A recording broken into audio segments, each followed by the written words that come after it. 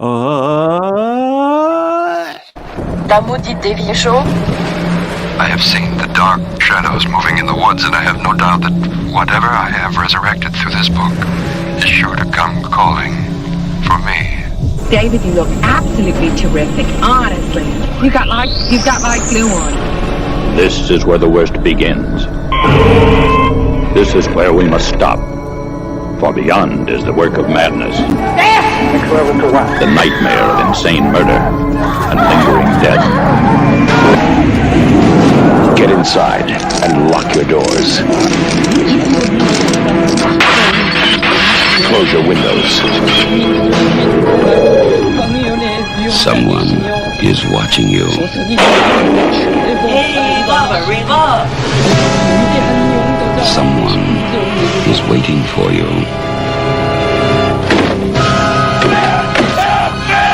Someone wants to scare you to death. This is Albert from the Tuesday Show. You're listening to the goddamn Dave Hill Show, now on a flipping Monday.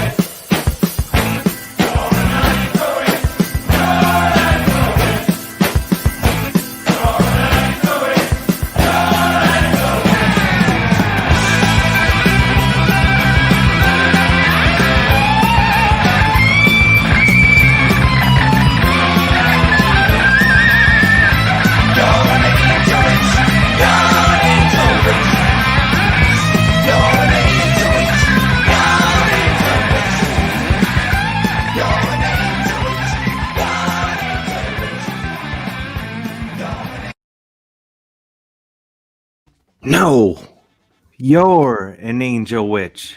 That song, let me check. I'm looking here.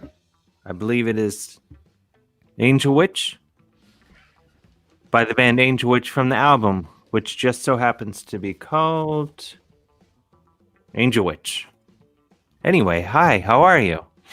listeners, viewers, everyone on Twitch, Facebook, YouTube, and hello, Des and Chris. Evening, fellas. Hi, Dave. Guys, I didn't even have this. All happened so fast. Welcome to the program, everybody. Once again, but literally while Angel Witch was playing, by the band Angel Witch from the album Angel Witch, I made a breakthrough beverage that I've never tried. But I took instant espresso and just dumped it in a glass and filled it with water. And it's really good. You said you were just going to get water earlier, so I assumed your special cocktail was just water with like a squeeze of lemon. I thought it was going to be water, and I got over to the kitchen here. And I saw the espresso, this instant espresso. I can't remember if I bought it or just brought it from New York. It shows up in the house. What's that? That kind of stuff always just shows up in the house. Mm-hmm. Yeah, and anyway, so I was like, fuck it, I'm just going to dump some of this in and see where it gets me. And I'm loving it. It's really good. Anyway, more on this is, hey, Dave, do you remember when I sent in those zebra pants for your friend Isaac here? I do. You sent those to my friend Perry Polinero, I think at a time when he did not have pants or needed a pair of pants. He didn't have any pants? He called in when the show was on WFMU. He called in, right, my friend Perry. He was living in Chicago at the time, and he was like, I don't, he has a daughter and this and that, and he was like, I don't have enough money to buy a new pair of pants. We've all been there, and so someone who was listening, specifically Isaac Hare, they connected, and he sent him a pair of pants. I think that's great. A little weird. And I don't even know why I think it's weird, because I was going to say it's not really weird of Isaac. It's just nice. It's not really weird of Perry. He was just being honest. I just think, I guess it's not an everyday occurrence when a man mails another man, or anyone. Everyone, two strangers mail each other a pair of pants. Doesn't happen. Anyway, things are good with me. That's my point. I don't know why. I'm working on that story for the Moth. I'm hoping to tell that. Like, guys, be honest with me. It's almost some there. notes. If it's not there, tell me. I need to hear it. You're close. Anyway, very exciting program tonight. We have the hilarious Jonah Ray joining us shortly. I've not seen Jonah in person. Maybe we'll try to pinpoint it. I've not seen him in a while in person. He lives in Los Angeles. I live in New York. Usually. You used to. I do live in New York. In fact, not to brag, I'm going back to New York this week. So, as we would say on the streets, Des, you can suck it. Just kidding. Just kidding. No, so I'm going to go back. I'm going to go back. I need to just kind of remind myself that I live in New York and not in a small Finnish fishing village in northeastern Ohio. So I'm going to go back and check on my underwear collection in my apartment. What if you've had a squatter living in there this entire time? That would be a bummer if that happened. I should have done, as a preemptive strike, said to one of my friends that you should live in there, but I don't know if that would have been the landlord would have been psyched. I think it would technically, that would seem like subletting. I don't know. Have you spoken to anyone in the building at all? Oh yeah. Okay. Talk to the landlord. She lives there. The upstairs neighbor. All right. One neighbor moved out. This couple on the first floor said they were moving away for quote unquote a year. When was this? Very recently. They said, "Hey, we're gonna go to I don't know where they're going, for a year." But no one ever leaves New York for a year. They just never come back. That's what happens. That's why I'm going back to my apartment this week to be like, look, this is my house here in New York. Has it been 6 months? It has. It's been. I don't know the exact date when I left for what I thought was going to be 3 or 4 weeks. I guess if it was the middle of March, that was all 6 months ago now. Yeah, I thought it was going to be. I thought I'd leave. They would hose down New York, and I would come back, and everything would be back to normal. Pretty much, right? Totally. I have to address, people listening to the podcast version of this show will not know what I'm talking about, but I feel like it's glaringly obvious that there's a portrait of Glenn Danzig, scantily clad. Ooh. And I can't remember the artist's name. I need to clarify this. Suitable. I will have this framed. This is another reason I need to go back to New York, because I have this is pretty cool. Glenn Danzig. You have someone checking your mail? Strategic Danzig skull. No, I'm having it forwarded, not to brag. But I don't really get a lot of mail anyway, thankfully. I get packages, and then I get checks occasionally, though I don't need to tell you my business, Chris. Yeah. My point is most of my world is online. Don't deal with mail a lot. Yeah. Anyway, the number here is 347-474-0260. 347-474-0260. We're coming dangerously close to figuring out how we're going to have a slicker. We're working on making things slicker. And you can support the show. There's the MaximumFun.org/join if you want to help us make it really slick here. It won't be too slick. Not too slick. Yeah. Within reason.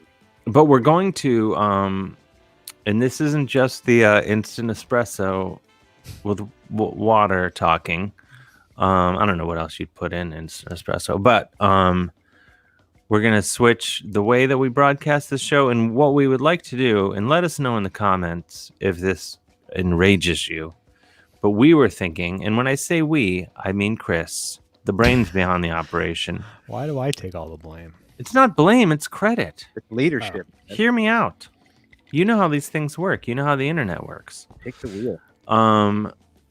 But we were thinking of just having it go to YouTube, so we would be just all in one place that was not owned by Mark Zuckerberg, and everyone can comment and see each other's comments instead of comments being in 3 different places. Yeah. What do you guys think? Let us know in the comments, or I'll be enraged. Streamline it. New Deal Lois, how does Lucy feel about this big change of venue? I'm not sure what's being referred to. Does she like Ohio? Yes. Lucy's loving it. But part of the reason I've stayed so long here is because Sweet Lou is loving it. Yeah. Quiz Guy says, good idea, though I probably won't comment on there. What are you running from, Quiz Guy 66? There's the big question. That might be a plus, actually. That might be a plus. Nikki Hislop says, I agree with this, Dave. I think she was referring to... Hopefully she's referring to the thing with just having it be on YouTube, though a 1 and a 2 says grr rage, but then fuck yeah, maybe they like the YouTube. Anyway, there seems to be what I choose to believe is positivity to this idea. Yeah, go to YouTube. The chat window is better. This sounds great. People are freaking out. People can watch on their TV. It's just, But now I'm really confused. New Deal Lois says, move to New York. I do live in New York. This is why I'm going back to I'm going to go back to my apartment and take pictures of me walking around my glorious apartment, which, Chris, is glorious. It's quite glorious. I miss it. I miss the smell of it. What is the smell? It has a smell? It's got kind of like a musky, bacony type. Ugh.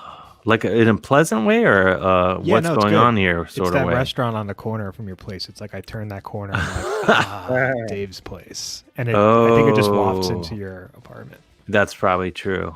Plus, I don't skimp on scented candles and lotions for myself. Someone commented that my hair's getting long. It kind of is. Yeah. Glamour. It's not really that long, but I'm thinking of just really letting it go. Go with it. Stephen Radford says an actual website with Dave Hill, Goodtime Hour, integrated tech, in-house chat, graphics, archive, and also music. I love that idea. Is that even possible? I think work, yeah, I think we could do that. I don't know how anything works. I got a phone call. We can get those to work. Let's take a phone call. Elvira, are you there? Oh, Hey, I had no idea it was going to be Elvira. No idea. Elvira calling from Minneapolis. What's going on? It's been a good week. The kindergartner started her distance learning at school, and she's doing really well at it. She had some FaceTime one-on-one with her teacher today, and that did her a lot of good. We're discovering that there's a want to kind of form smaller groups within the internet groups, so it's not like 60 kids all looking at one teacher. That way the kids can actually know each other. One of the issues for going to school is to gain social skills, so I've been trying to figure out what my daughter is not learning in school. So the other day I taught her how to fart and blame it on somebody else. You're a good dad. Yeah. Important work. You're How a did you good dad. teach that? Well, I've been trying to think of the other things, ways, of asking to go to the bathroom. But also, she's doing really well. We're balancing it out with game school, where we do more school that we use games as the driver for it to help her teach reading and arithmetic. And we've gotten 48 stars into Super Mario Galaxy. Why wouldn't you just homeschool her? Given sounds like why not just take the reins? Well, I know you have other stuff to do. But we wanted our kid to have that. We wanted one for our kid to be in that social environment that is school, and also for, especially in our community, for her to be with people that are different than her, different races, different communities. And so many people are pulling their white kids out of the schools. We wanted to make sure that our kid was in there as part of it, and for the representation of the neighborhood. Plus, it's an international baccalaureate school she's going to, so they really kind of work the will of the individual instead of the kind of the mass marketing of school that we had as kids. All right, I'm in. I like it. I like all this. Well, it's just it's the choice we have. Every school that's tried to open up, they've had to close down because of COVID cases, and it just seems like asinine. So, the wife and I, we figured out our schedule. She does 3 mornings a week, and I do 2 mornings a week, and then we rotate in the afternoon, shift off. We got a little post up that says who the home teacher is, whether it's mommy or daddy. That way the other person can work.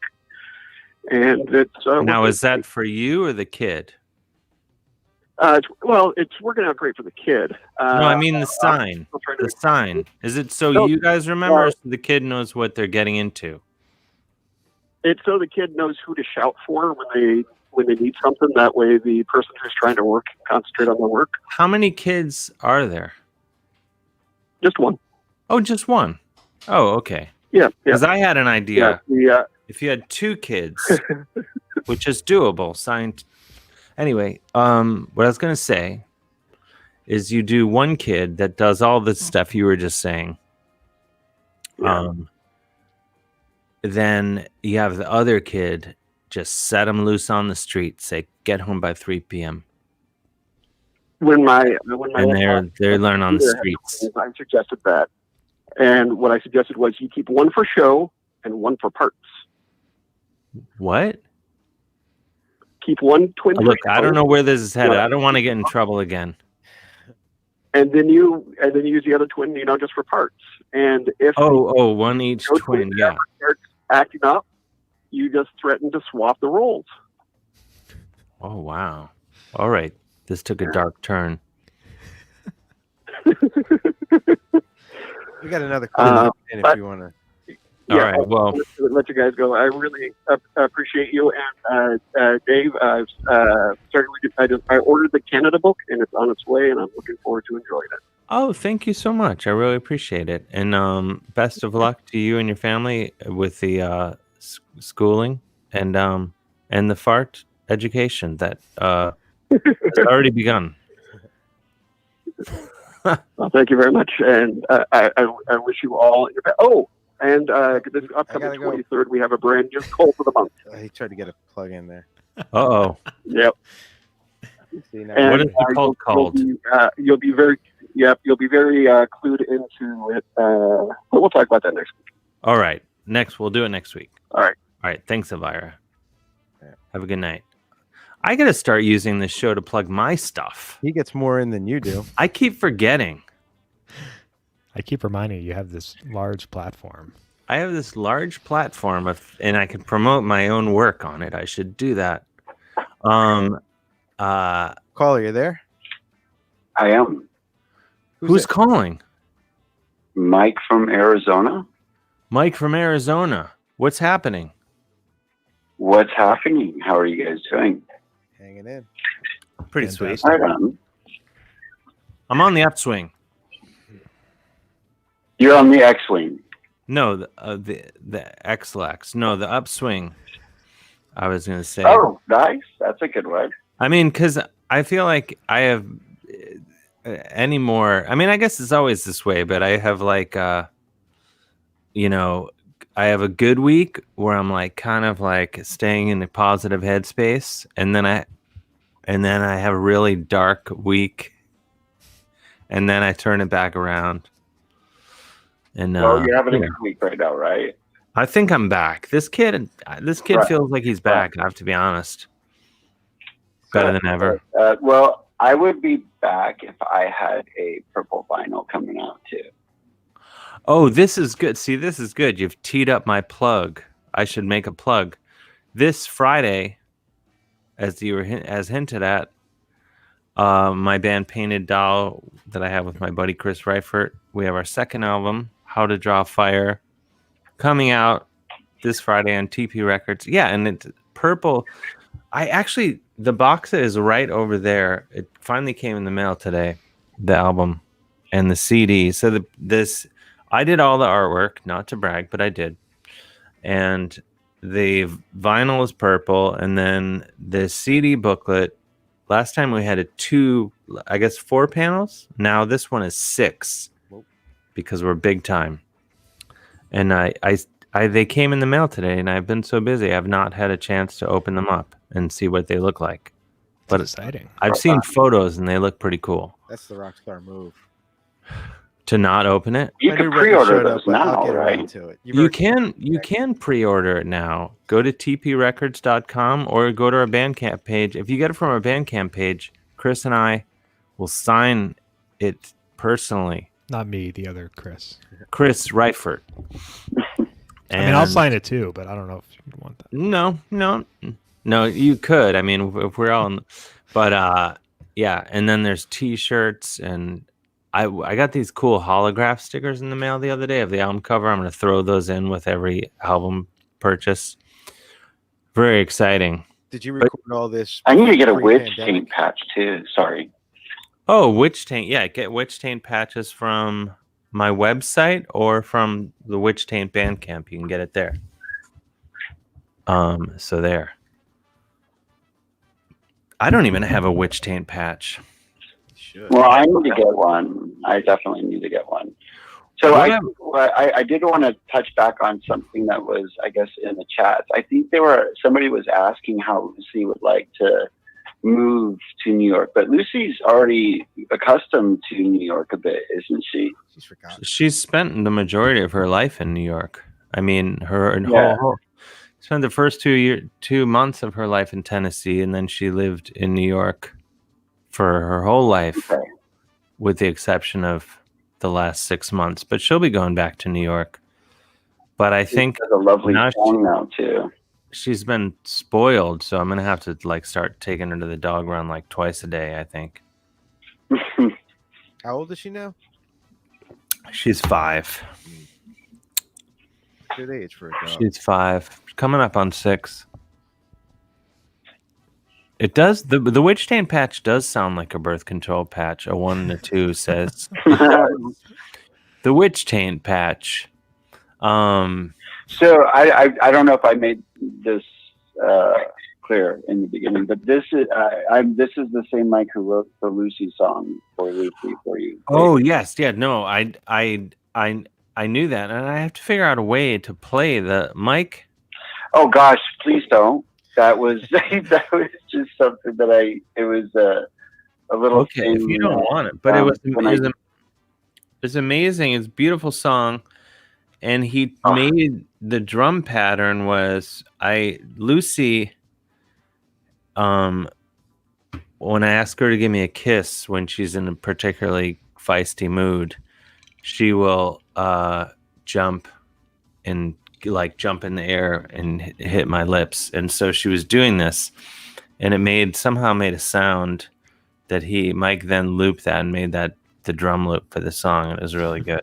Nice. So thank you for that. It's a fun little quirky song that was just it's just a fun little quirky song. Well, it's beautiful. I love it. Lucy loved it. We're both touched. Yeah. Well, the reason why I said that is I wasn't sure if you had I guess come to the realization that it was me that was on the other line. Oh no, I realize all things. I'm sorry. So if I can ask sort of like a really weird question for Dave. Those are the funnest questions. Probably, yeah. So are you ever gonna make it up to Jerome? I think so eventually. You're referring to Jerome, Arizona. I thought you said Joe Rogan. Yeah. Yeah, I imagine I think once we can travel freely and stuff like that, I'm gonna go nuts and start I'm a rambling man by nature. Normally, I was just saying the other day, 6 months or however 9 months in the year, I probably would have been to at least 7 countries this year. I average about 7 countries a year by my calculations, but I have not been to any countries this year or Arizona. It's gonna be a Jerome. I will come to Jerome and thrive. Yeah. Okay, that'll be great. That's all I wanted. Say hi. Say hi, you, Chris, Des, all you guys. Thank you so much. Oh, no problem. And I'm looking forward to the new Painted Doll vinyl. I went ahead and pre-order it. I have to be honest. So, but I dig your music. I'm grateful. So of course, I'm going to talk about it. So, please, thank you so much. I'm very grateful. Thank you for teeing it up. I'm grateful. Anyway, hey, and I know you don't like live albums, I get that, but there is a live album coming out here shortly that you might like. I know you talked a lot about the Replacements, but you've got a lot of their work already. But it's not music; it's comedy. There's going to be a Lenny Bruce vinyl that's going to be released here soon. I like Lenny Bruce. I kind of think he followed Harlan. Yeah. So, I mean, I'm throwing that out there before I say bon voyage. Thank you. Thanks for the heads up. No, I'm into that. I don't hate live records. I just. Yeah. No, I mean, I don't. I'm not. I shouldn't. I used the wrong words. It's maybe that, but I know like typically you don't buy. Maybe you don't buy live albums, or maybe I'm just making shit up. I'm sorry. I generally don't. I don't like the. I would just rather listen to the record, and then goes. No, I hear you. Listen to the record. I'm a purist. No, yes, I agree. I agree. What if the record doesn't quite capture it though? What the live experience is? Well, that's when you get in that kind of gray area, because if you look at like Fish and Dead shows, like there's no way an album is ever really going to encapsulate that entire experience. It's something you're just going to have to do, I feel. I could be wrong about that. I guess so, but with regard to Fish, here's to never knowing for sure. Yeah. Well, No, just kidding. Not really. Yeah. I just don't. Yeah. It's just not my thing. I totally want to be into it, but I feel like it's not in my. It's not in my. It's probably not in my future. One of my old buddies was a huge Deadhead, and he tried to get me into it, and I totally get it, but it was just something that, and I think kind of like Fish has taken that over, but it's cool. I totally dig the vibe, but it was just not something that I totally felt the groove of or fell into. Feels like a Ponzi scheme or some pyramid scheme where they're always trying to sell you on the band and trying to diagnose what song is going to be the best one to turn you on. And yeah, it's wait, Grateful Dead or Fish? Both of them. Both of them. I'm Dead, but Fish can. I think it's just for me. I like the Grateful Dead. Not that I sit around and listen to them all that often, but I do like them. But Fish, it just doesn't. No. And I think I talked about this. There was, I think I heard some Ween that I liked, and then I saw Gene Ween, I think it was, for lack of a better description, the sort of rounder one. Is that Gene Ween? I'm not calling him fat. I'm just saying like one's more of a tall, skinny fellow, and the other guy's not. Yeah. But whichever guy is not, I was in a band that opened for him. That's how I ended up there. And I thought it was awesome. I was like, this guy's great. So then I was invited to go see Ween by our late friend Dennis Driscoll, who sadly died a few months ago from COVID. Not to bring things down, but it's always nice to mention him. So I went with him, and I was like, here we go. I guess I'm going to be a big Ween fan now, because I really loved Gene Ween, or whichever Ween guy I saw. And then I was like, nope, still not into it. I saw Ween 5 years ago at Terminal 5. It was the last time I took mushrooms, and it was insanely great. It was 3 hours of Ween. Yeah, but that's cheating, though. You can't. You got to go in pure, sober. Sure. I don't know about that. No, you can. You can enhance your listening with whatever you want, but I'm they also saying had, the guys with the nitrous tanks outside. Okay, with the done. balloons. We're done. That's over We're the done. Like I'm All right. all over that stuff. All right. Thanks, Mike. See you. Keep up the good work. All right. Bye bye. One Glad Girl asked, Dave, did you technically win an Emmy this weekend too? This is so, I'm trying. Now I'm just hooked on bringing it back to myself, as always. But no, the Emmys last week tonight with John Oliver won again. I saw that. Congrats to them. The dynasty. And my band Valley Lodge, our song is the theme song to that show. But no, I've not been sent an Emmy at any point. Did they play? Cool. Did they play the song at the Emmys last night? They did, and this is what's the word? God, my brain's not working. It's this espresso. But I think I was just taking for granted because usually, the last few years I've been on tour in Europe doing comedy shows with the Europeans where I'm considered a genius. And so everyone texts me like at 3 a.m. in Germany or whatever. I start getting all these text messages like, oh, they played your song. So this is the first year I've been in America, I think, during the Emmys in a few years now. And I actually watched a lot of it and enjoyed it. And I thought, then they played the song. I was like, oh, then I guess a bunch of people will text me now. Got like one text message. I took it for granted. Old hat now. I don't think then a lot the of one people year knew that the Emmys were on last night.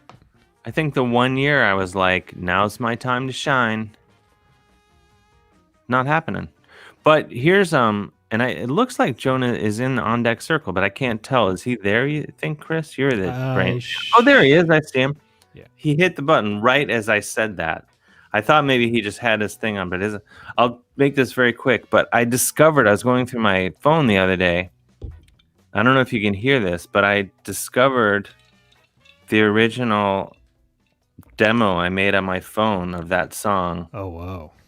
That I made at like the time code is like 5:30 in the morning or something in 2009. I had just gotten back from Japan and I was like super jet lagged, and I just woke up and I had this idea and I mumbled into my phone, and then here it is. Wait, here we go. Can you hear this? Yeah.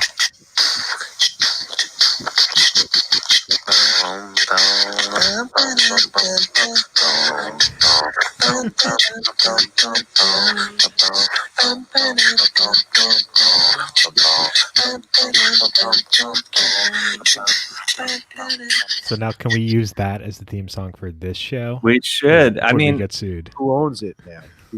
That no, I mean, I own the song, but no, I wouldn't. It's already a theme to another. I guess that horrible mouth version that I made with my mouth and singing.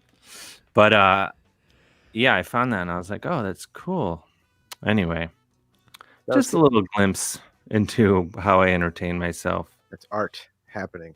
But anyway, Jonah is here. His camera's on now, so I know he's here. Coming to the program now, Chris, I'm going to swap you out so you're switch sides so we can see Jonah's name, since we got to fix this. I'm going to pop him in and swap him in, then I'm going to get you in there. There we go. We've done it.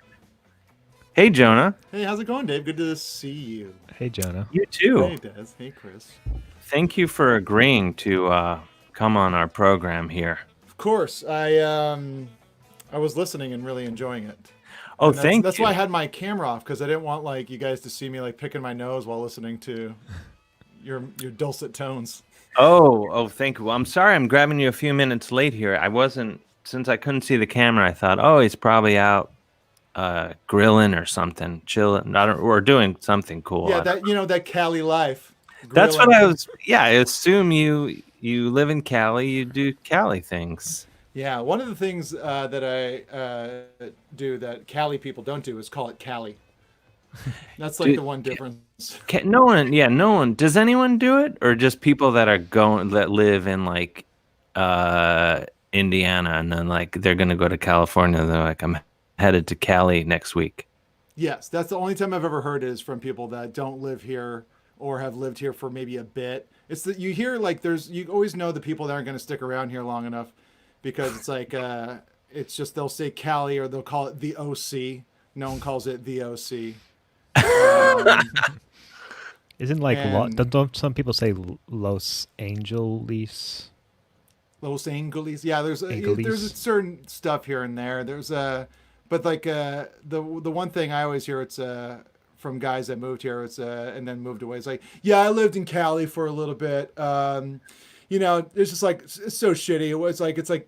It's not for me, man. And when I hear a guy say that, I hear them saying, oh, I moved to California to become famous. It didn't happen in 2 years. And so I think everybody's fake and I left. Also, yeah. And then when someone says, oh, it wasn't for me, I just hear, you weren't for it. Mm-hmm. Yeah. You didn't reject California. California rejected you. I've been out here. I just realized that this summer, right now, is my 19th year out here. I moved here. Oh my gosh! August of 2001. That's amazing. So you moved there as just a pretty young thing. I had just turned 19 on August 3rd, and then about a week later, I moved out here. It's weird because if I met a 19-year-old now, I'd be like that's a dumb idea. You're too young. It's too scary. Yeah. And you're originally from Hawaii, which is a whole another. Just tons of questions. Yeah. I wanted to move to New York, but it just seemed too far away. I couldn't even process the idea. I'd never been, but I've never even been to the East Coast. I know I wanted to do like acting and comedy and stuff like that, and I wanted to go to New York, but it was just. And then I remember taking a vacation to Los Angeles, and it seemed so fast and so huge and so hectic that I was like, well, I'll clearly not be able to handle New York. Yeah, well, it's weird. I have sort of the same. I don't know. I think I'll forever analyze my feelings about Los Angeles because in many ways I really like it, but I do get overwhelmed. Even I find like when you're driving, like you have to turn really fast. And I think, well, that's I'm out. It's too much. There's a lot of quick turns. Yeah. And I'm confused, and I don't think I can handle it. It is, I don't know. It's funny because like everyone like talks about the driving culture where in LA, where that is most of the country. Like it is. It's only really metropolitan cities that don't have like people don't have cars. It's true, yeah. And I'm from Ohio. That's there's driving in Ohio. Yeah, you drive to get to places. Yeah, in a car. Yeah. I don't know why I've developed this, but what I was going to ask, Hawaii though is one that there's two places where people are from in America. I guess maybe three, but Hawaii, Las Vegas, and Alaska. I'm always like, those are three of the craziest places I can imagine being from in America. Yeah, my friend Baron Vaughn is from Las Vegas. Yeah, he's the prime example I'm thinking of. Yeah, and it was the same thing when I met him. I was like, how does that even work? And then you don't. It just seems like such an odd place. And Dan Mintz from Bob's Burgers, he's from Alaska. I didn't realize that. Yeah, Fairbanks, I think the town. I think. So you guys are like the trifecta. I don't know. There's three. You've ticked all the boxes.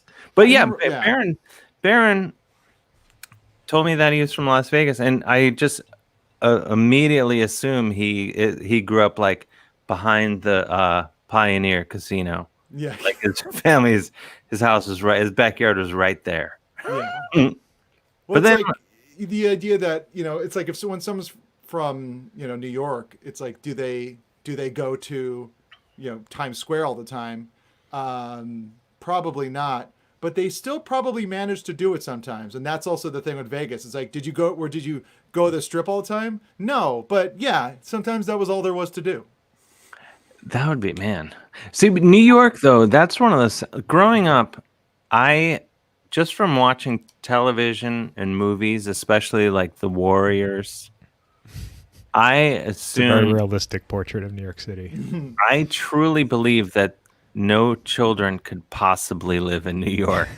That there's no way children live there because it would just be like there's no way they would just be eaten alive. And then when I was like 10, my parents took us to New York and we rode on the Circle Line. Ooh. And I thought we were in the Warriors basically. I don't even think I had seen the Warriors by then, but I knew it was a thing. Yeah. And I was like, this place is crazy. But now then you meet guys like Chris here who were born and raised in New York, and you realize like total wusses grow up there. I mean, I'm from Queens. No, I'm kidding. If I was like Staten Island or something, maybe I'd have like that attitude. I don't know. But isn't Staten Island though? I was just thinking about this today, and I know this enrages people from Staten Island. But is that really part of New York? I don't know. Why don't we just sell that off to Philly already? Jersey didn't. Jersey, yeah. Or Jersey. I don't even know where. I just feel like when you're in Staten Island, Philly's only like 15 minutes away. I think once you're there, in my experience. More or less. Depends on the traffic. I'm kidding. Dave Bamundo in the chat. I say this knowing that I'm going to enrage him. I basically just did it to mess with his head. But seriously, though, it is its own thing. Come on. Anyway, I digress. How are you doing out there? Are you staying safe? Jonah? It's crazy out there. Yeah, I mean it's fine. It's the smoke was pretty brutal for a bit, and it's still going. The fire's still just as bad as it ever was, even worse. But it's weird where LA just kind of they're like the blue skies are back. It's fine, but it just means the winds shifted, which is like it's been okay. I don't know. It's like a lot of people are moving. A lot of people are moving out of the city. Do you know a lot of like comedians and stuff? I know about like 6 or 7 people. Most of them comics. Some of them just like people in the arts. Where are they going?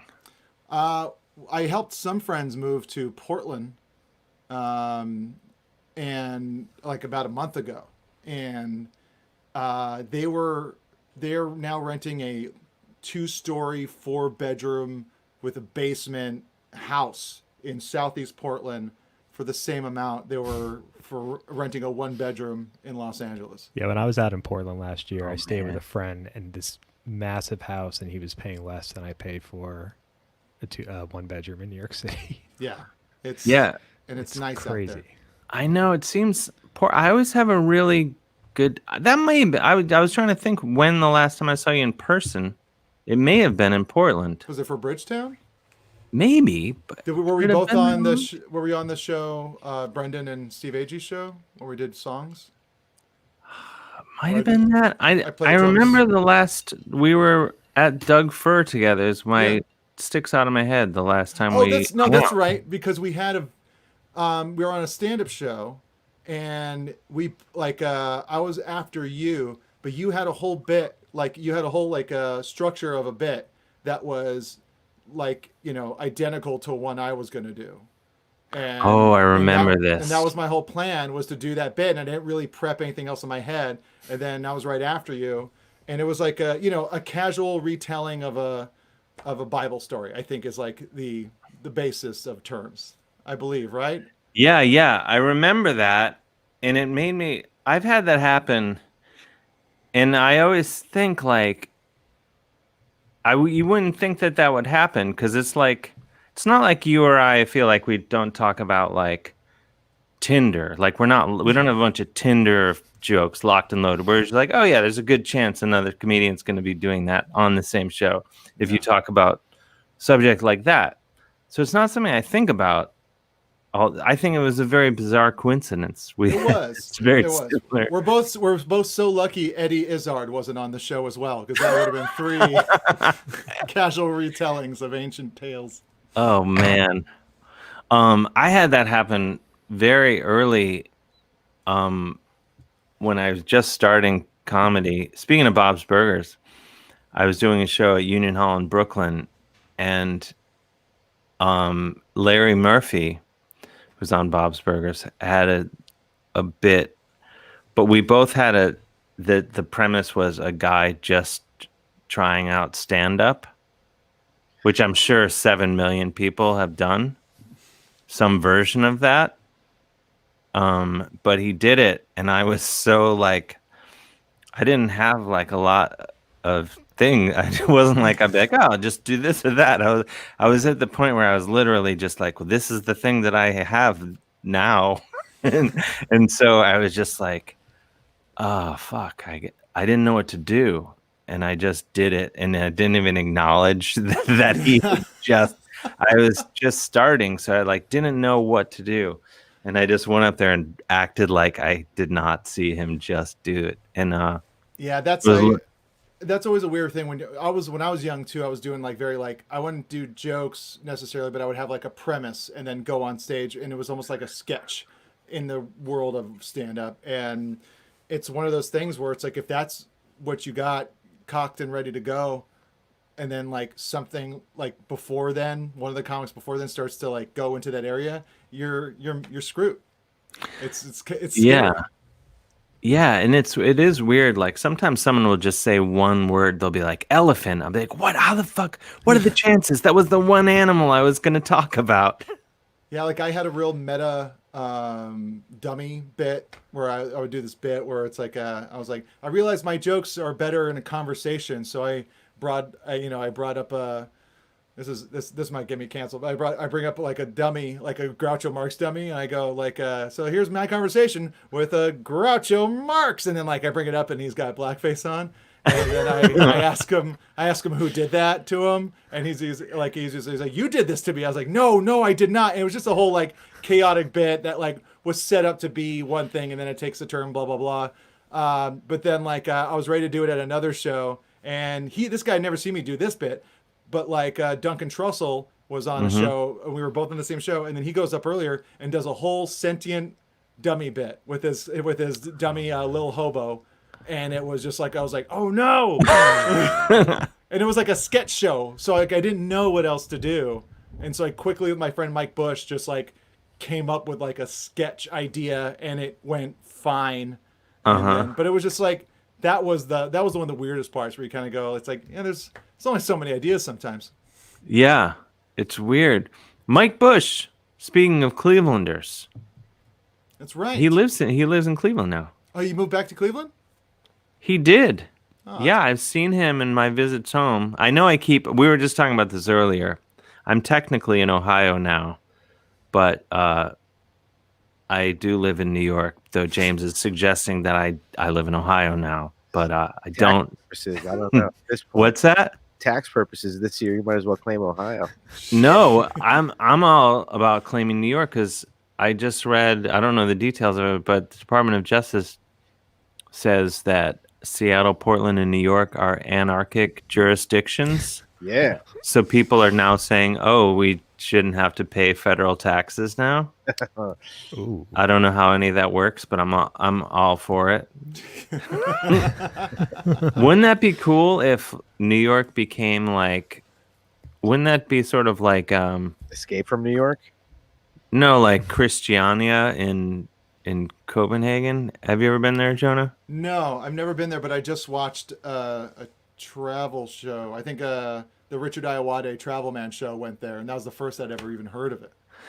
It's I don't quite understand it, but it's sort of like a lawless, yet somehow seemingly like bands will play there on tour, but you can buy weed out in the open if that's your thing, Chris Gersbeck. But like also like cops can come in there and arrest people, but it's almost like a no snitching zone is what it really is. That's what I think it is. It's sort of like, yeah, and they have like there's like graffiti everywhere and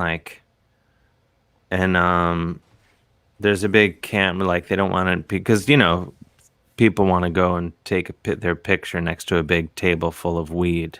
So they're basically police. They have to police it. Like, don't take pictures with the weed. Jim Biederman said it's a commune. But it is kind of a commune. But does a commune have...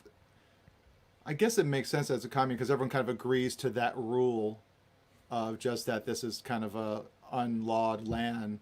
But when you think of commune, doesn't it seem like it needs like a mission statement or at least like a sex cult aspect to it? There's always going to be a sex cult aspect. Always eventually. I feel like everything leads to a sex cult, doesn't it?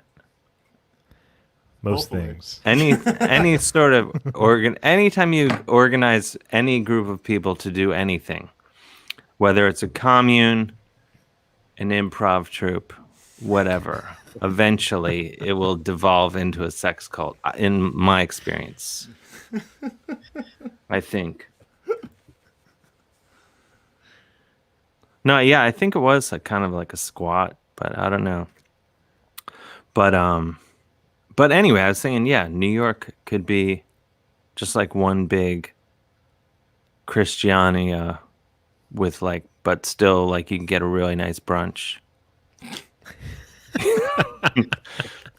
You know what I mean? Get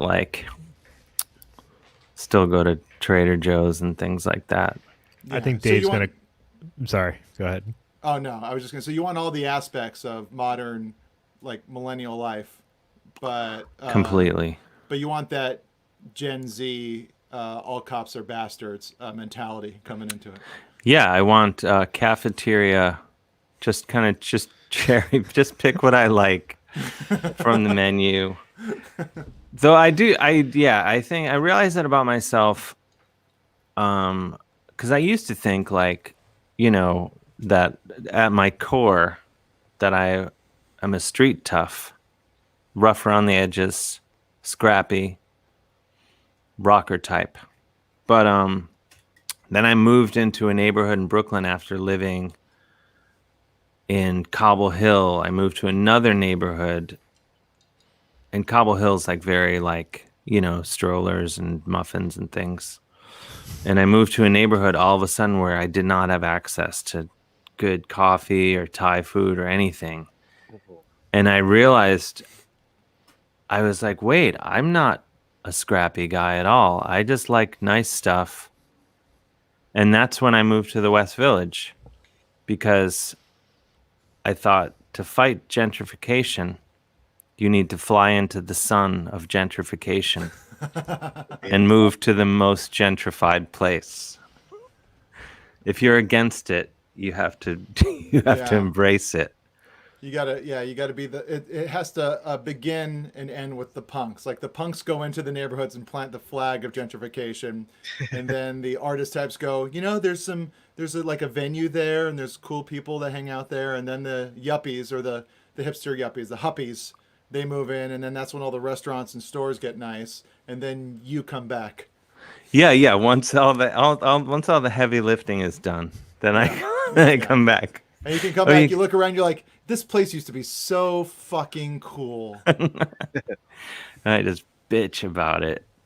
And then, but now, what do you think? Is there speculation the way there is with New York? I guess I've heard this about LA, where people are like, LA's done. Everyone's going to leave LA, and LA it's just going to go back to being a wildlife. It's going to be like the way it was before the Tonight Show went out there.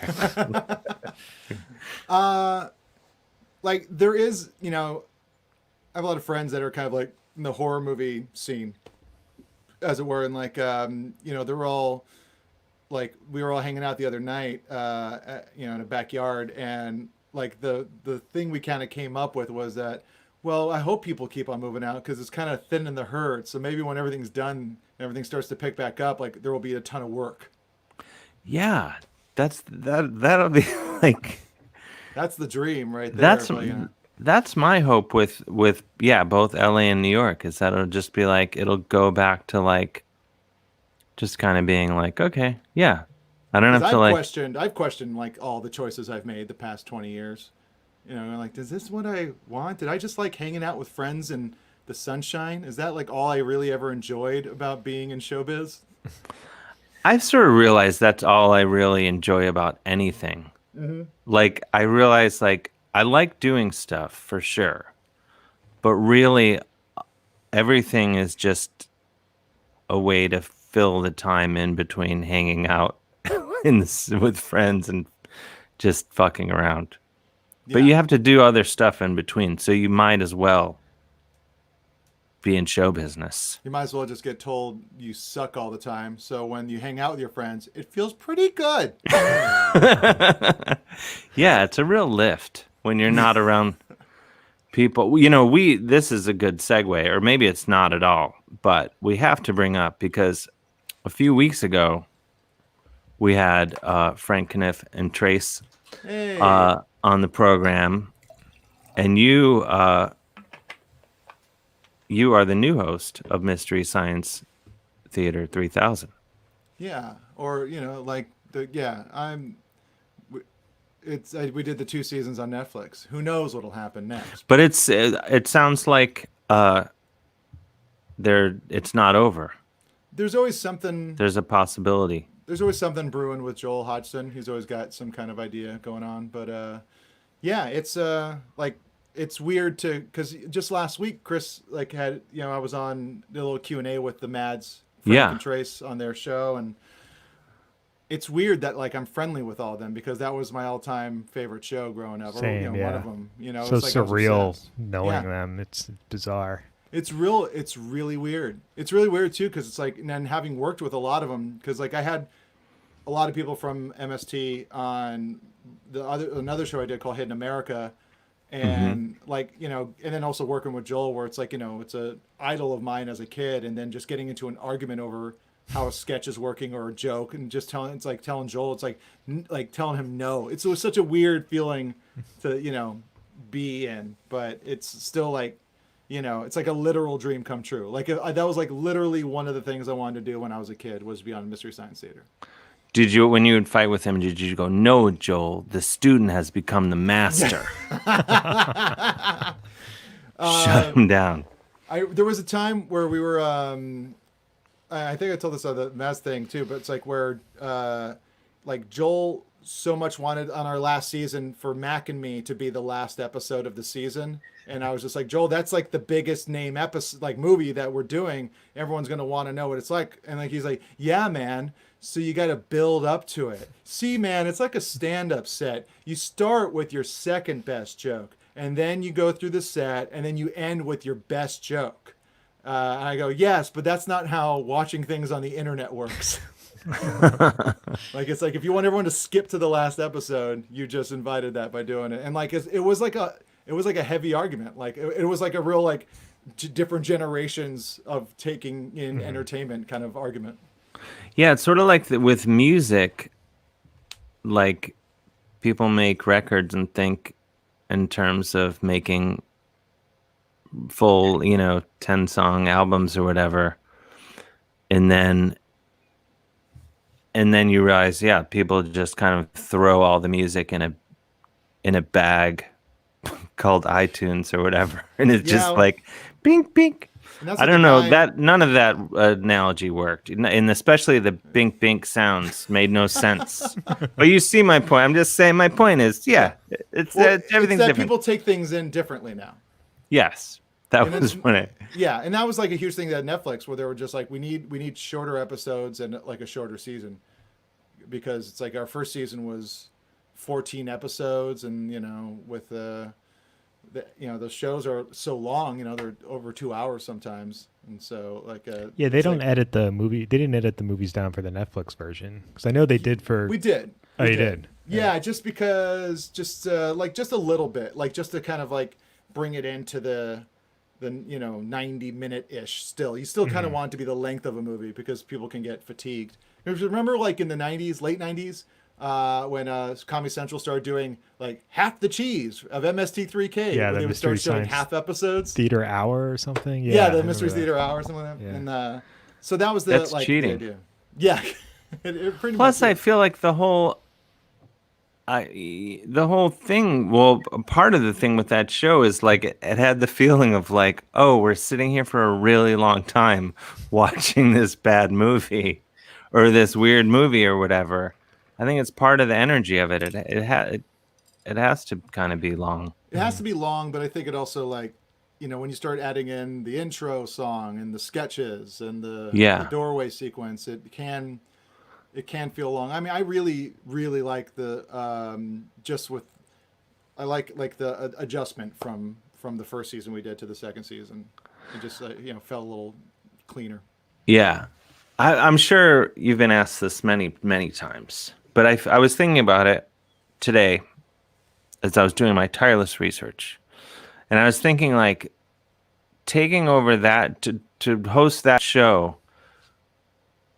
and to sort of step into something like that is almost a bigger task than, like, taking over for, like, say, The Tonight Show or something. Because it's, like, so specific.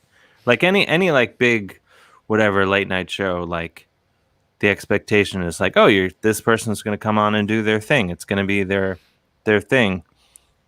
And even though you do that, like, there's still all these people that are like, give us the fucking original thing. Oh yeah, that's stressful, right? I knew that. I was there during all of the childhood arguments about who was better, Joel or Mike. It's like I've known the shitty things that I've said over, you know, people were being replaced in shows and stuff like that. So I knew, and that was a lot of stress. I was really, you know, not looking forward to that aspect. And the day I was announced, it was, you know, it was more of a testament to my, you know, the kind of person I am, where I was like very excited, but also like, I had people tweeting at me, it's like, you're going to ruin my favorite show. And like, and then I would be, but then I would be ruining my favorite show. And that's paradoxical to what I would want. And it was tough, but like my go-to joke at that time was, well, at least once and for all, I will unite the Mike and Joel fans. And now they won't, like that arguing can now cease to exist, and people can just go, those guys are great. This new guy is, but it was stressful. But I mean, it's kind of a small price to pay for getting to do it, right? Yeah, there's some questions in the chat, and you can answer or not answer as you see fit. I'm just sort of scanning here. This might be too hot of a question, but Justin Smith Art he just goes for it and asks, was Jonah a Joel or Mike fan? And I guess you could just get out of it by saying yes. It's hard, for me, it's like, it's one of those things, like I was never able to pick because they're both so good at different things. Mm-hmm. Like Mike was really good at impressions in the riffs, and he was also really like great at like just being like a succinct straight man for the sketches, while Joel, I feel, was a complete character and had his own style, where Mike was very like methodical in his performances. So it's hard to pick because it's like picking, like, I don't know, it's like they have different strengths in their style. So it's hard to say. Yeah. It's like Ozzy and Dio singing for Black Sabbath. Two totally different things. A 1 and a 2 asks, how did Jonah get the gig? Sure. I had met Joel kind of here and there. He was a guest on when I was still doing the Nerdist podcast. He was there, and then I ran into him at a screening of the Wayne White documentary, Beauty is Embarrassing. They were screening that great documentary if you've never seen it. Wayne White's the guy that did like a lot of the set design for Pee-wee's Playhouse, and then some great music videos. Remember the puppet visit with like the ugly Reagan puppet stuff? He did that music video, but he's just an incredible artist. And a true like artist spirit, and so like he was having a screening for this documentary, and I went to it, and Joel was there like moderating the Q&A afterwards, so I was very excited. Oh wow. And then I saw him again the next night at an art show, and like he was like, "Hey man, are you stalking me?" And then we kind of just like we exchanged numbers and started chatting, and then like 3 years later, like he asked, he's like, would you want to be like the guy on the show, Oh wow, that's an excellent Joel Hodgson. Yeah, thanks. I just had a call with him today, so maybe that's why it's a little fresh. But yeah, it was really like just very natural and very very fortunate that he just kind of like met me and liked my stuff that he saw, and so yeah, that's how it happened. If I had to audition, I probably wouldn't have gotten it. That's just usually the way it goes. Oh yeah, that's how I blow most things. Yeah. Auditioning. Yeah. I didn't know that. So it's amazing. Pee-wee's Playhouse. So it had him. It had Gary Panter did a lot of the artwork. Rob Zombie worked on that show. Yeah. It's like it's a lot of amazing people. Just like artsy weirdos. Yeah. Yeah. Were you a big fan of that show? I liked it. It's funny though. Like sometimes when it shows up online, or I'll watch an episode on YouTube or something like that. I remember certain premises and ideas, but I don't remember anything specifically. Like I remember, like the cherry and the bot and the screaming during the secret word. But like it's really odd where I remember liking it, but I don't remember anything besides the general idea of it, which is odd. I don't think there's any other kind of show in my youth that's like that, maybe except for maybe Gummy Bears or some shit. Well, you would have been super young though when it was actually on TV. When was it on? 85, 86? It's like mid to late 80s, yeah. Mid to late 80s. It was after Pee-wee's Big Adventure. Which was 85, Which was 85, yeah. Yeah. So, I mean, I was, it was born 82, so yeah, maybe it was just because I was young. Those, Pee Wee Herman was the first thing that I was like, I can show this to my nieces and we can sit down and watch this, my nieces and nephews, and I will be just as psyched probably more psyched than they are. But I remember like bringing the DVDs over because I have all that and being like, let's watch this. You're going to really like this. And what happened? They were pumped. Okay. It's in the blood. Sometimes it goes the other way. Sometimes it's like there's something lost in time where it's just like, I don't know. It's fine.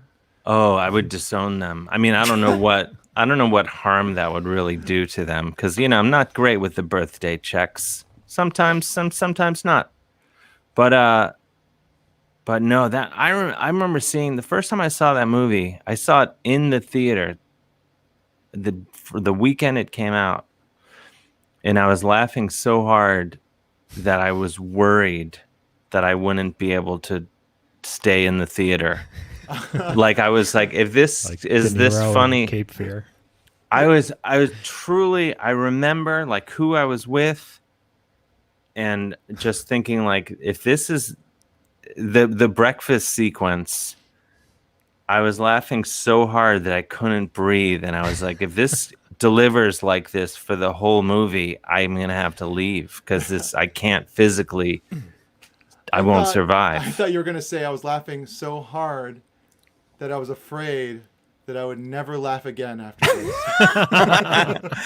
Arguably, I may not have ever laughed that hard again. But no, it was, I was just so, it's just so perfectly. Is it the hardest you've ever laughed in the movie theater to this day? Oh, I think so.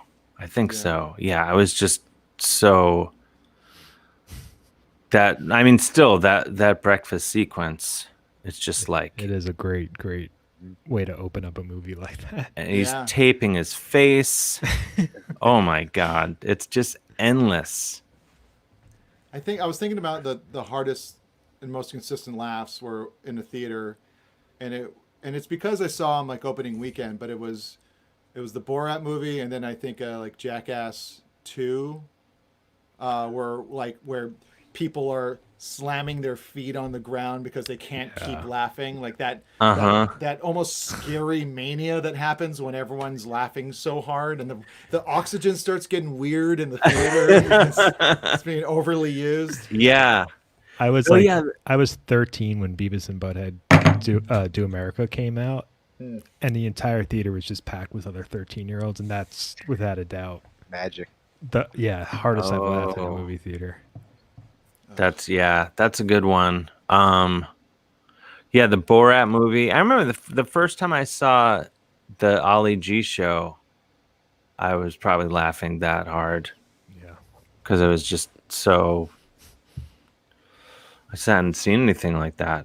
Yeah, I think last show I've laughed like incredibly hard at was probably Detroiters.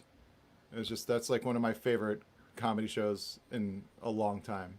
Oh, I gotta get on that. Maybe I'll go down my the wormhole tonight. It's crazy because they did 2 seasons and they were both amazing, and then Tim Robinson goes on to do his I Think You Should Leave sketch show. Oh yeah. And Sam kind of like picks up, but it was just one of those things. If it's like I want everyone. Those shows were great, but like I was like everyone should have been watching. Like Detroiters should have had way more seasons. It's just the sweetest, funniest show. I love it. Oh, I gotta do my homework on that one. Like Bill Dolan. I'm sorry, Bill Dolan has a theater laugh story for you, Dave. He's on the phone. Where is he? He's on the phone here. Bill, you there? He's on the phone. Let's hear it. We have a theater laugh story. Hey guys. From Bill Dolan. It wasn't on in a theater. It was on a plane. And one time I was on a plane and I was listening to music or whatever, and I look up and I see people like jerking around and waving their hands, and I mean, almost like 80% of the plane are freaking out, and I instantly think like, are we being hijacked? Like it was that out of control. And I take off my headphones and I stand up and I look, and almost 80% of the plane, they're all watching Borat. Oh wow! It was like it was like split second panic to like what the hell's going on, and then I was cracking up. Then you said my wife, and everyone cheered for you. And then you got moved up to first class. Like, you're the first guy to do a my wife reference to the movie. Please, here's some champagne. I started wrestling a really fat hairy guy. This is the wrestling immediately after. Oh yeah. Ugh. I like the hardest I ever laughed on a plane was watching the Places of My Life special from the Steve Coogan, the Alan Partridge Places of My Life. Oh yeah. Oh, I'd like Alan Partridge. I haven't seen that. They put all the Alan Partridge stuff on HBO Max. But they didn't put Scissor Dial or Places of My Life on there, which are like specials that he did that are incredible, huge like influences on when I did Hidden America. But like there was a scene in Places of My Life where it's just like I had and I was on a plane, so I was feeling loopy, but it was just like one of those things where I was in pain with how hard I was laughing. And it's a weird thing when you're laughing really hard at something on a plane, like nowadays, because no one else. You just look like a weirdo. Was that Bill Dolan laughing just now? He's still here. Strong. I made the mistake of watching on my laptop one time in a middle seat, which was unbearable for a gentleman of my stature. And so, but How tall are you? I made the mistake of watching. He's about, what are you, 6'2"?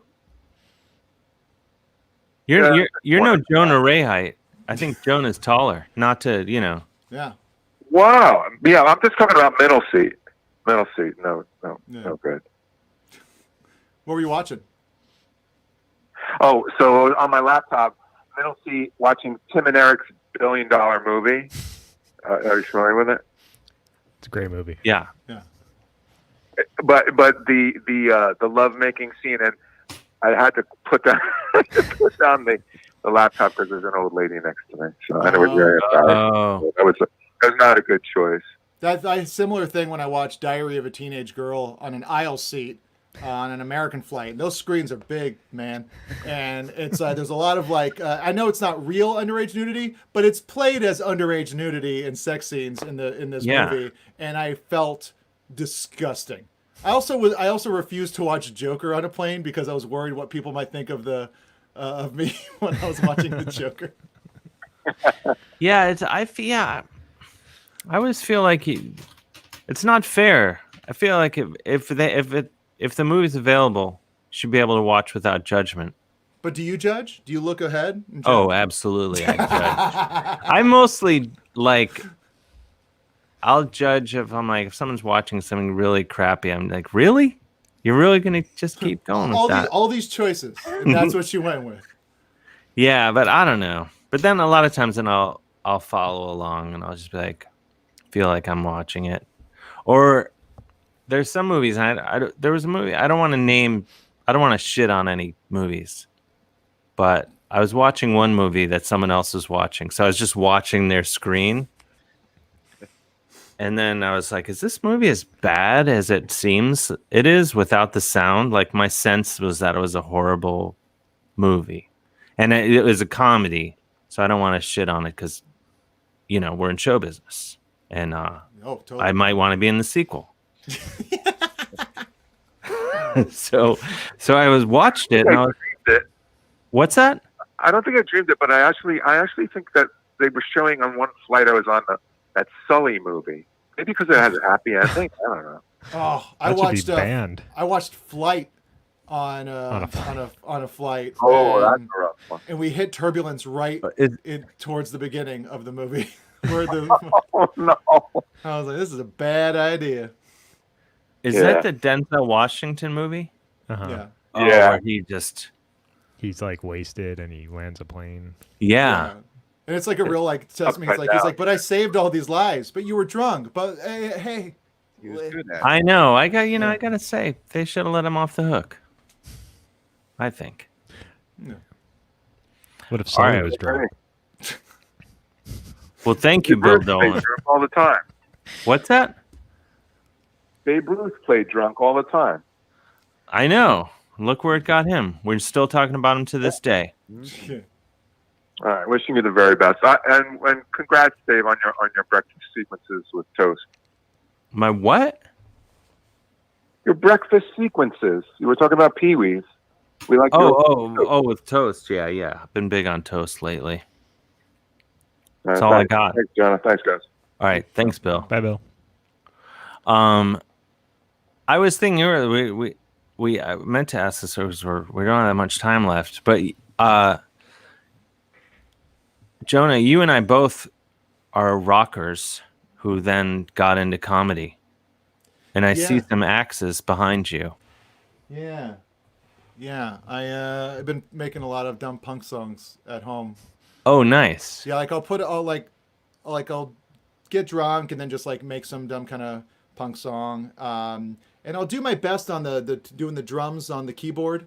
On GarageBand. But sometimes I just need to, like, I'll take my laptop and go to my jam pad and put the real drums down. Oh, nice.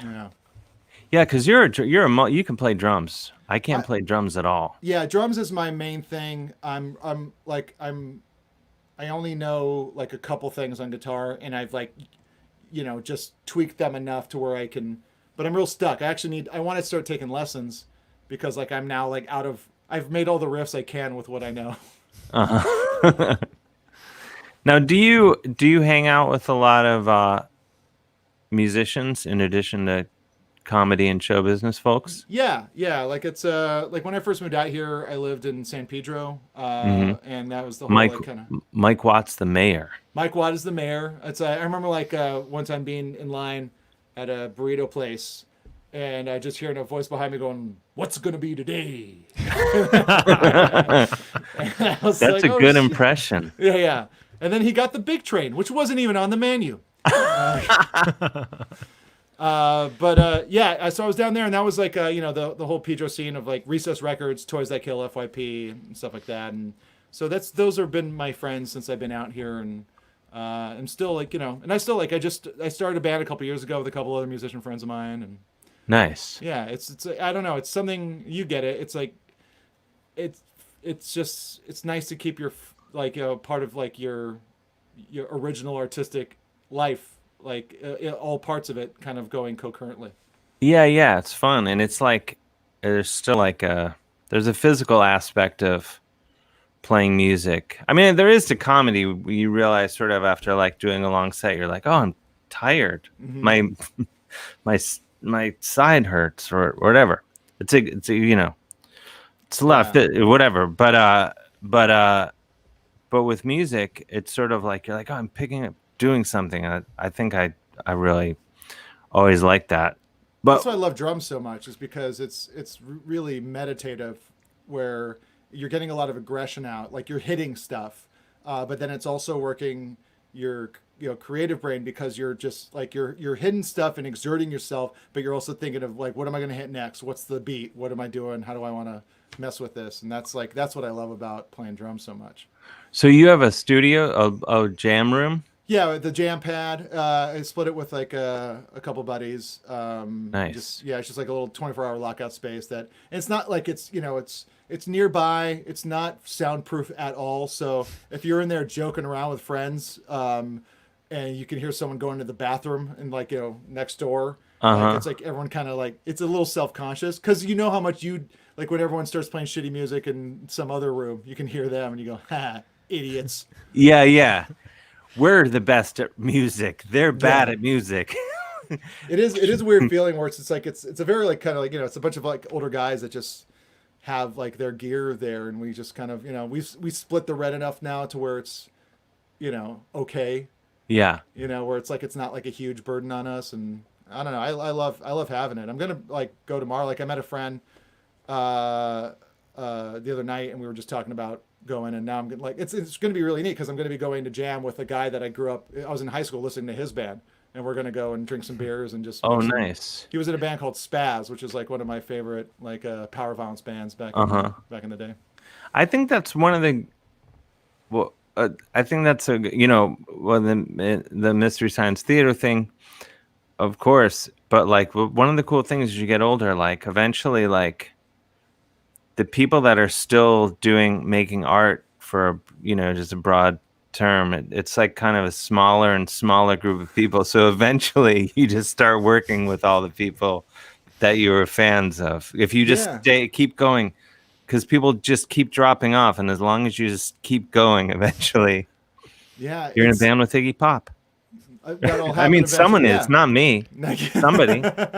Might happen to Mike Watt. It happened to Mike Watt. Can I, before I forget, it's because you mentioned the burritos. I feel like this bears retelling whenever I have the opportunity about Mike Watt. And this is not, I don't think this would embarrass him in the least because I found this out from him. But I've toured with him three times. When I was in Cobra Verde, we toured with him twice, I think. And then we toured with Jay Mascis in the Fog when Mike was playing bass. And Mike would always keep, maybe he still does, he would always keep like a blog of like a tour diary, and you could read it on his website. And so I would read it pretty regularly to hear like his take on this experiences we were all sharing. And on 4 separate occasions, he wrote about shitting his pants. So I was like, in the times that I've been on tour with him, he shit his pants 4 times that I know of. Like there's may have been times he did not write about. Because he's like he's about to like write about. He's like, they've heard enough about me shitting my pants. I want to get repetitive. It would always be he would always have this Dave's Insanity sauce with him, and I'm not telling tales out of school or whatever, because this is all documented, or it was on his tour diary. He would take Dave's Insanity sauce everywhere with him, and he would just put it on everything.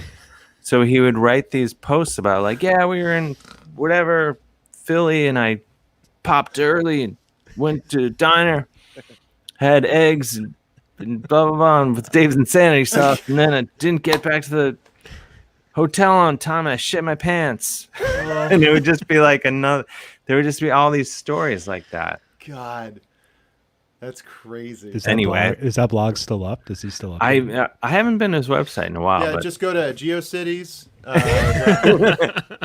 I just recently, I was trying to teach myself how to like do samples and loops from stuff, and like make beats out of it, and kind of mash up stuff, just dumb stuff to kind of stay occupied during the lockdown. And I recently did I made a beat out of the opening of History Lesson Part 1 from the Minutemen. Like the real mellow one, that Our Band Could Be Your Life. One of my favorite songs of all time. But I made a loop and a beat out of it, and then like put Nas rapping over it. Wow! And there's certain points where I'm like, it doesn't always work, but it worked enough for me to feel happy about it. I want to hear that. I'll send it over to you. I always I've tried this and I couldn't figure it out. Maybe I should try it again. But you can always. There's the isolated David Lee Roth vocals. Oh yeah. On YouTube. I tried before. Maybe I need to try it again. I'm like, I'm gonna write a whole new song underneath. It won't be as good as any Van Halen song. Sure. But I'm gonna try and just do something. My friend Mike Henry, that I used to write on some shows with back in the day, he made a thing, because there's that isolated track, and then there's also the isolated track of Smash Mouth for a song. And, I didn't know that. And so he calls it. It's like this, and that song is called "Days Like These." And so he made a mashup of the two of them, just the both isolated tracks, and it's called "Dave's Like These." And it goes like, California's got sunshine, ooh yeah, hanging out with your friends. Oh baby, you better believe it. Not going like no. And it's just man, it's so dumb, and it just like. I still to this day go and listen to it and crack up. It is really, really funny. Dave's Like These. That sounds amazing. Yeah. Man. Caller, a quick question for Jonah. Okay, we'll go out on this. Caller, you there? Yeah, hey, this is Drew out in the desert. I just wanted to know with Jonah if he still plays bass with Kyle Kinane. I never played bass with Kyle Kinane. Yeah, I played drums. We did a cover night. I think we did a cover band. My friend Dave Lyons does a thing called Bring Your Own Tribute Band Night, and it was like every few months, like people just do like 4 songs of a band and dress up. And one time, Kyle Kinane and I, we did I was on drums, he was on guitar, but we did Screeching Weasel tribute band, and then later that night we did Jawbreaker tribute band. Oh, nice. But I think Oh yeah. I like those are a blast. That's a guy like that. Like I wish because when I got into comedy, I was like, it's going to be all Dave Hills and Kyle Kinanes. It's going to be all a bunch of indie rock, punk, rocker people. And then I showed up and like the scene like where that in LA when I started was all like Harvard kids that like I was like, what music do you listen to? And they were like, music. I was like, yes, BJ Novak. What music do you like? But yeah. Kyle Kinane is he's a great punk guitar player. I love him. Oh, and I didn't know that about him. I got to hear the jams. That's excellent. Well, thank you, Drew. All right, thanks, man. All right, have a good night. You guys have a great night. Life in the desert. Yeah, where in the desert? I love the desert. It's a very broad. I know. I'm pro desert. Big desert fan. Yeah. More and more, you're in luck because the Earth is about to have a lot more of it. I know. If you like, I was just saying, I think the smart move is to like move to the Yukon, and then in like 20 years, it's going to be prime real estate. Yeah, you just got to go to a place that doesn't that gets water and doesn't rely on a snow like a snowpack. That's why like every celebrity rich person has like places in I think it's Iowa, like northern Iowa or something like that. Because there's like well water there, and it's like it's going to be one of those places that's kind of untouched by. Yeah, follow the money, man. Well, Jonah, thank you so much for joining us tonight for the program. Of course, thanks for having me. It was really a delight. We're gonna head off into the sunset or something. Chris has got outro music. Thank you to everyone for watching, listening, and those of you listening on the podcast version. Support us if you can at MaximumFun.org/join. And everyone stay safe and healthy and hydrated.